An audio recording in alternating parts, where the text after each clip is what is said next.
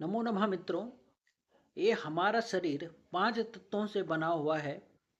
आकाश, जल, अग्नि, पृथ्वी, वायु। इन 5 तत्वों के निर्माण से हमारा ये शरीर बना हुआ है। और इस शरीर में 7 ऐसे मूल चक्र होते हैं जिनके बारे में बहुत कम लोग जानते हैं। तो चलिए फिर आज मैं आपको इन 7 चक्रों के बारे में बताता हूँ और इनके क्या क्या रंग है इनके बारे में बताता हूँ। तो सबसे पहले है मूलाधार चक्र। मूलाधार चक्र का स्थान है रीढ़ की हड्डी के नीचे का हिस्सा, गुदा और जनेंद्रिय के बीच। इसका रंग है लाल। तत्व है पृथ्वी। इसका कार्य है स्थिरता, सुरक्षा और जीवन की बुनियादी जरूरतों से जुड़ा। जब संतुलित होता है तो व्यक्ति आत्मविश्वासी और स्थिर होता है। जब असंतुलित होता है, डर, असुरक्षा, आलस्य, चिंता जैसी समस्याएं होती हैं। मित्रों, दूसरा चक्र होता है स्वादिष्ठान चक्र, जो नाभि के नीचे जनन क्षेत्र में होता है। चलिए फिर इसके बारे में जानते हैं।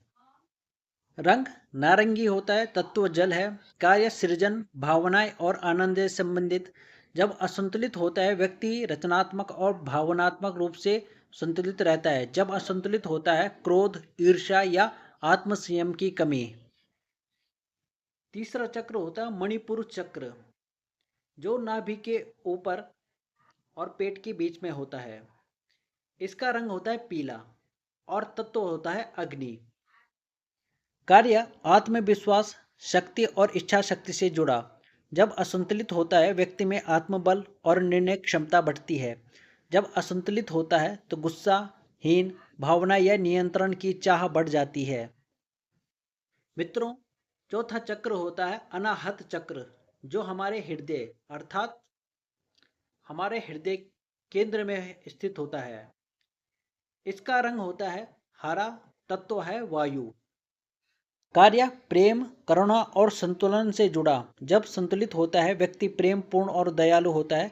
जब असंतुलित होता है तो दिल टूटना, घृणा या अकेलापन महसूस होना। मित्रों, पांचवा चक्र होता है विशुद्धि चक्र, जिसका रंग है नीला।